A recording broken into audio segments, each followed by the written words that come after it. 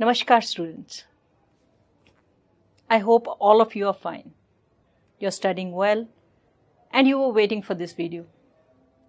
And here we are back with another video. The topic today is a very important topic. It is actually not a topic but something we all are proud of as Indians. Our country is famous for many reasons in the world. And one such reason is the democracy. India is known as world's biggest democracy. And today we are going to do chapter 1 from our Civics book. What is democracy and why democracy?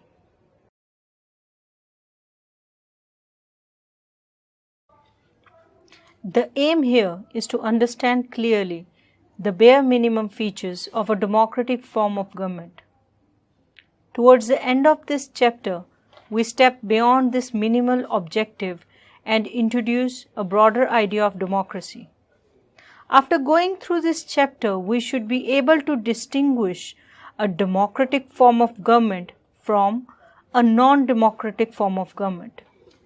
Democracy is the most prevalent form of government in the world today, and it is expanding to more countries. But why is it so? What makes it better than other forms of government? Let's first take note of an objection by Mary. She does not like this way of defining democracy and wants to ask some basic questions.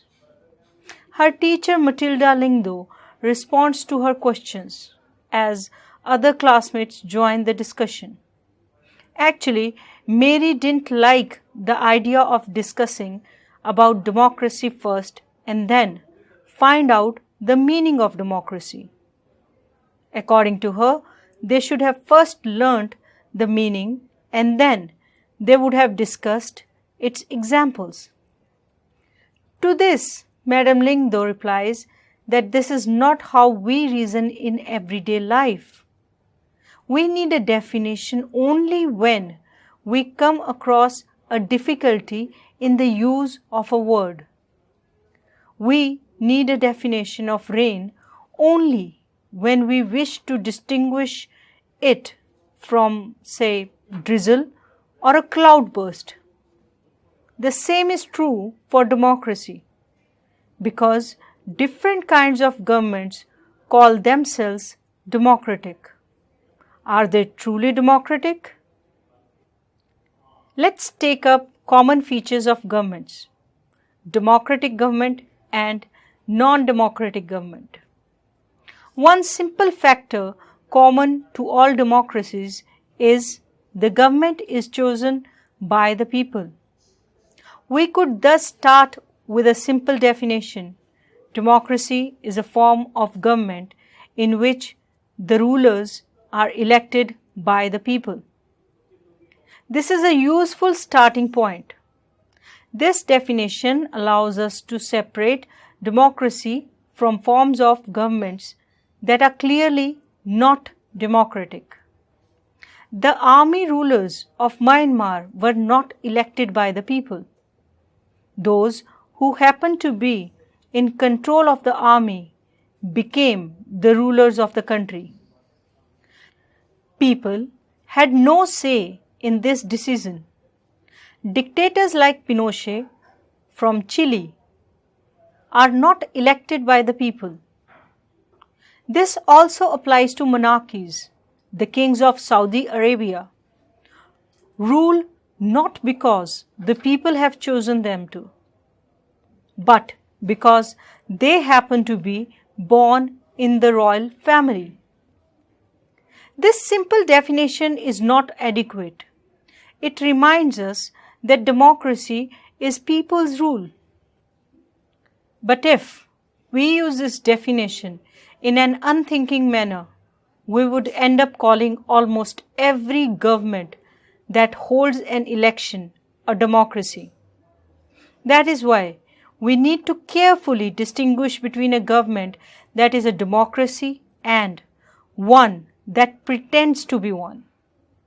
We can do so by understanding each word in this definition carefully and spelling out the features of a democratic government. Let's take up the features of democracy. We have started with a simple definition that democracy is a form of government in which the rulers are elected by the people. This raises many questions. Who are the rulers in this definition? Which official must be elected for any government to be called a democracy? Which decisions may be taken by non-elected officials in a democracy? What kind of election constitutes a democratic election? What conditions must be fulfilled for an election to be considered democratic? Who are the people who can elect the rulers or get elected as rulers? Should this include every citizen on an equal basis? Can a democracy deny some citizens this right? Finally, what kind of a form of government is democracy? Can elected rulers do whatever they want in a democracy? Or must a democratic government function with some limits? Is it necessary for a democracy to respect some rights of the citizens? Let us consider each of these questions with the help of some examples. Now, we take up major decisions by the elected leaders. In Pakistan, General Pervez Musharraf led a military coup in October 1999. He overthrew a democratically elected government and declared himself the chief executive of the country. Later, he changed his designation to president, and in 2002, he held a referendum in the country that granted him a 5-year extension. Pakistani media, human rights organizations and democracy activists said that the referendum was based on malpractices and fraud. In August 2002, he issued a legal framework order that amended the Constitution of Pakistan. According to this, the President can dismiss the national and provincial assemblies. The work of the civilian cabinet is supervised by a National Security Council, which is dominated by military officials. After passing this law, elections were held to the national and provincial assemblies. So Pakistan has had elections, elected representatives, have some powers, but the final power rested with the military officers and General Pervez Musharraf himself. They cannot take the final decisions. The power to take final decision rested with army officials and with General Musharraf, and none of them were elected by the people. This happens in many dictatorships and monarchies. They formally have an elected parliament and government, but the real power is with those who are not elected. In a few countries, the real power was with some external powers and not with locally elected representatives. This cannot be called people's rule. This gives us the first feature. In a democracy, the final decision-making power must rest with those elected by the people. Now we talk about free and fair electoral competitions. In China, elections are regularly held after every 5 years for electing the country's parliament, called Congo Renmin Daibia Dahui, National People's Congress. The National People's Congress has the power to appoint the president of the country. It has nearly 3,000 members elected from all over China. Some members are elected by the army. Before contesting elections, a candidate needs the approval of the Chinese Communist Party. Only those who are members of Chinese Communist Party or 8 smaller parties allied to it were allowed to contest elections held in 2002-2003.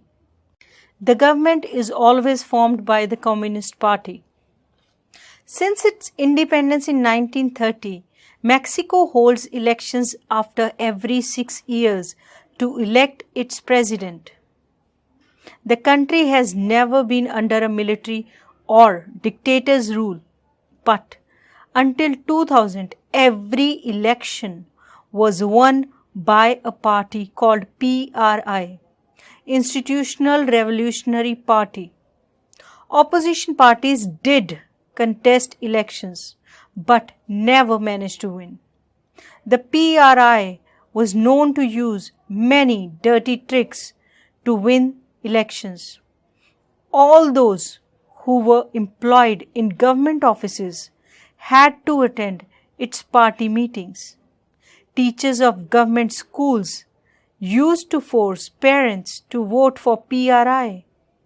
Media largely ignored the activities of opposition political parties except to criticize them. Sometimes the polling booths were shifted from one place to another in the last minute, which made it difficult for people to cast their votes.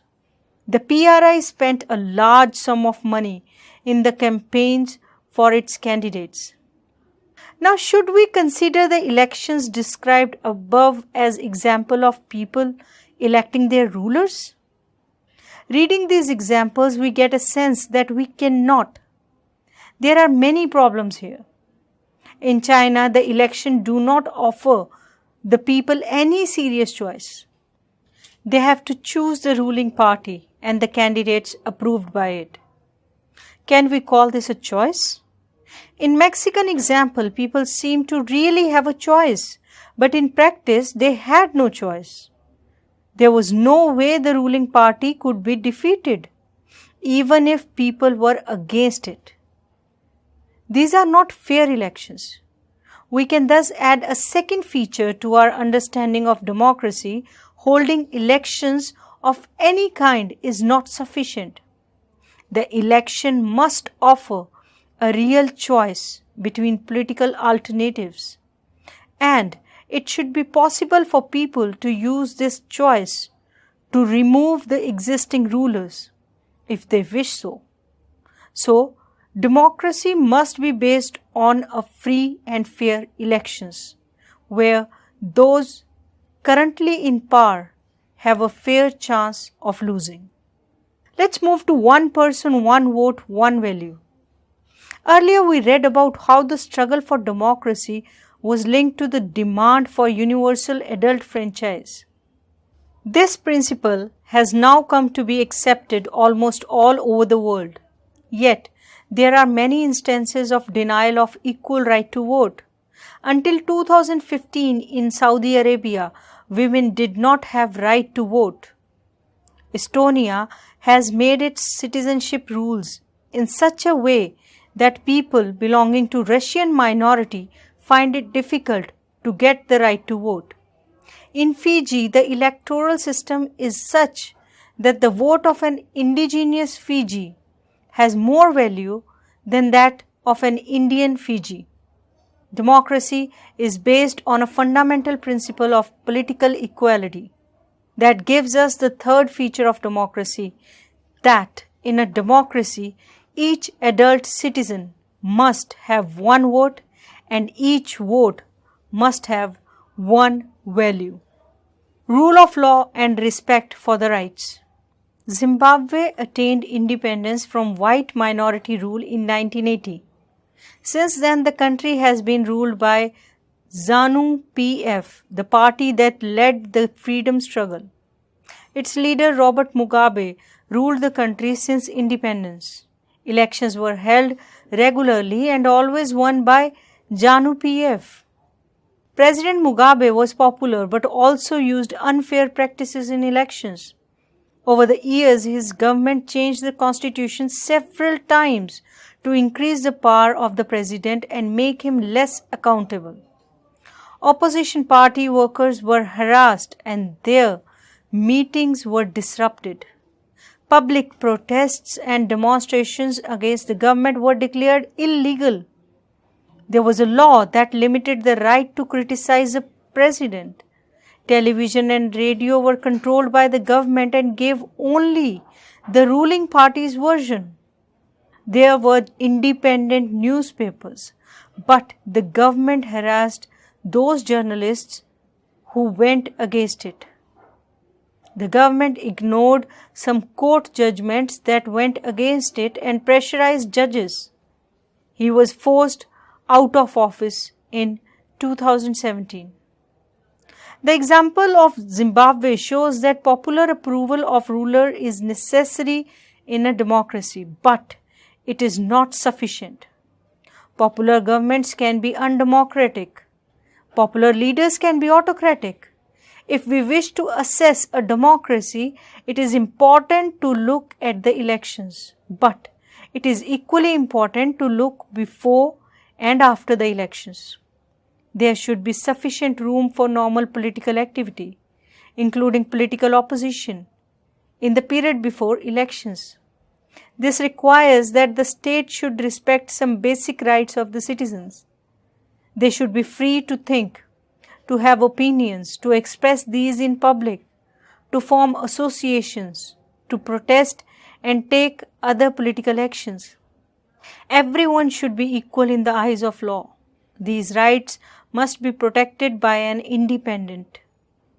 Let us sum it up. We started with a simple definition that democracy is a form of government in which the rulers are elected by the people. We found that this definition was not adequate unless we examined some of the key words used in it. Through a series of examples, we worked out 4 features of democracy as a form of government. Accordingly, democracy is a form of government in which rulers elected by people take all major decisions. Elections offer a choice and fair opportunity to the people to change the current rulers. This choice and opportunity is available to all people on an equal basis. And last but not the least, the exercise of this choice leads to a government limited by basic rules of constitution and citizens' rights. Let's hear some arguments for the democracy.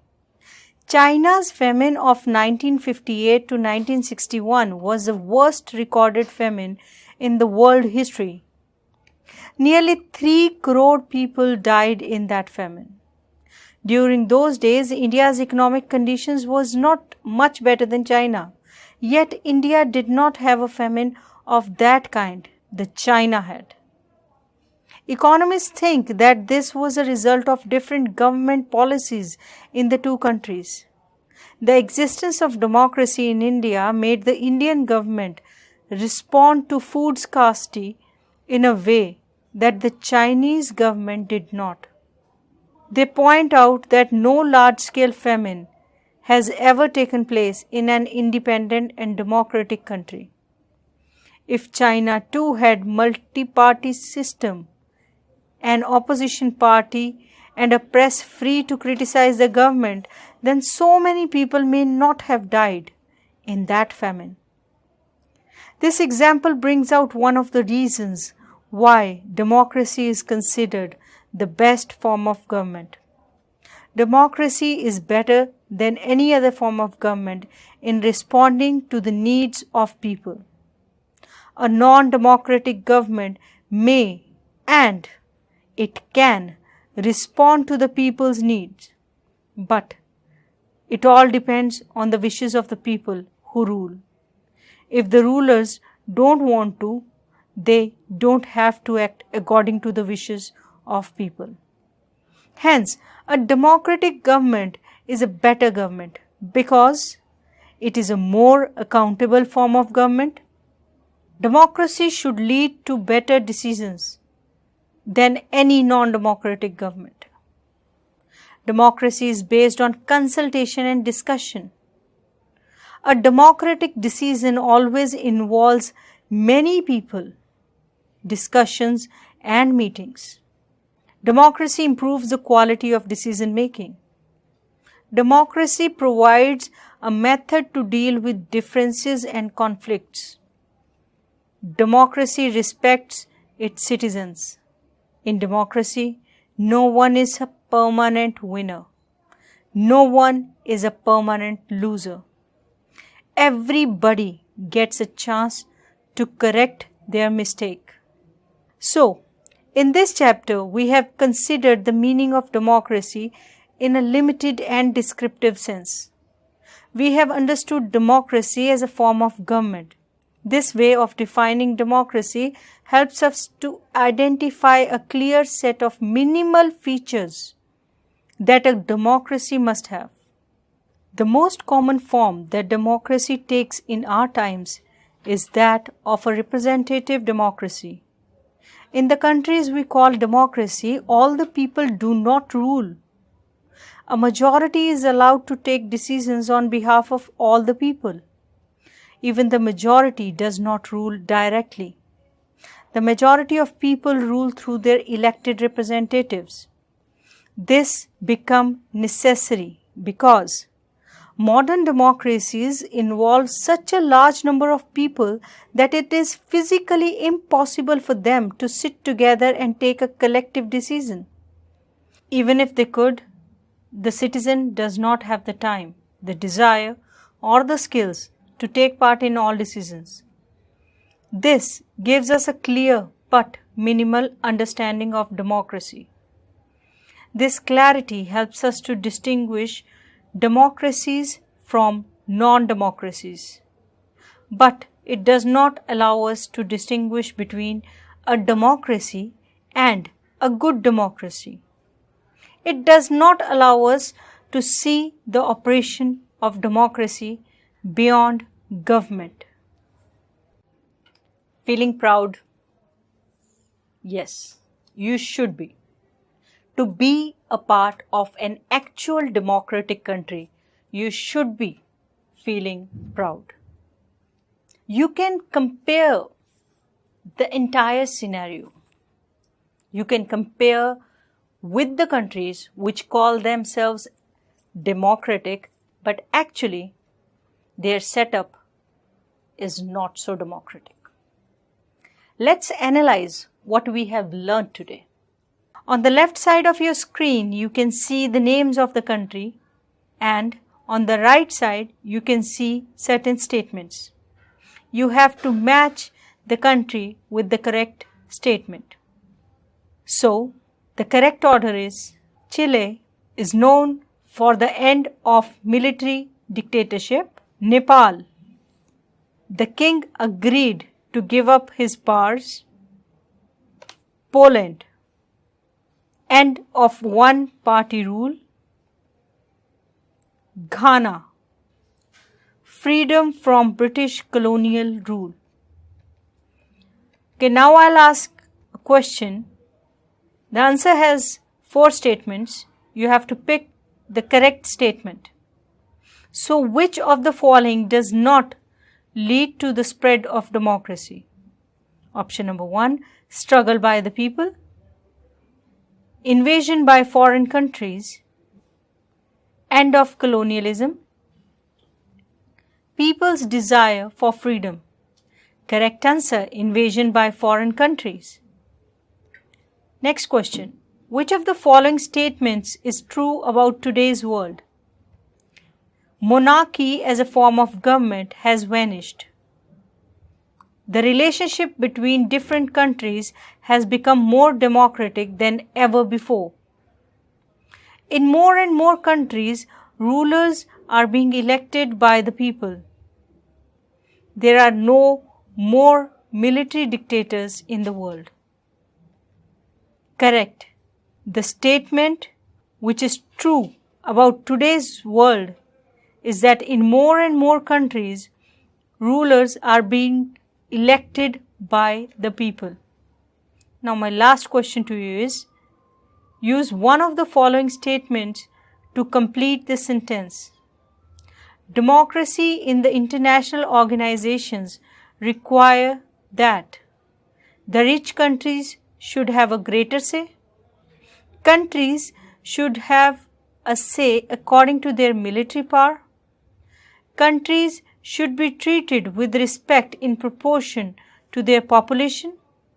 Last option, all countries in the world should be treated equally. Very right. All countries in the world should be treated equally. With this, we come to an end of this video. We'll be back with another video. Till then, stay safe, stay healthy, and keep reading. Namaskar.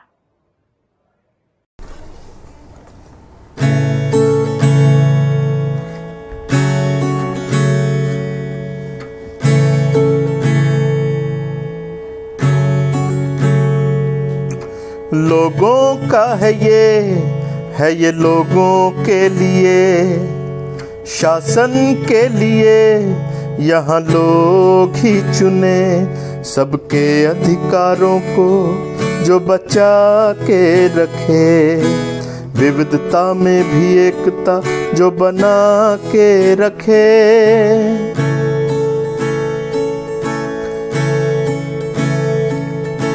अपने दिल की बात जहाँ खुलकर हम कहें, सबके सम्मान में यह डट के जो खड़े, तीनों इसके अंग जब मिलकर ये चलें, असल मायने में यह स्वतंत्र तब बने, सबकी खुशियों का इकलौता है जो मंत्र, सबकी खुशियों का इकलौता है जो मंत्र। हमारे देश की आत्मा है हमारा लोकतंत्र, हमारे देश की आत्मा है हमारा लोकतंत्र।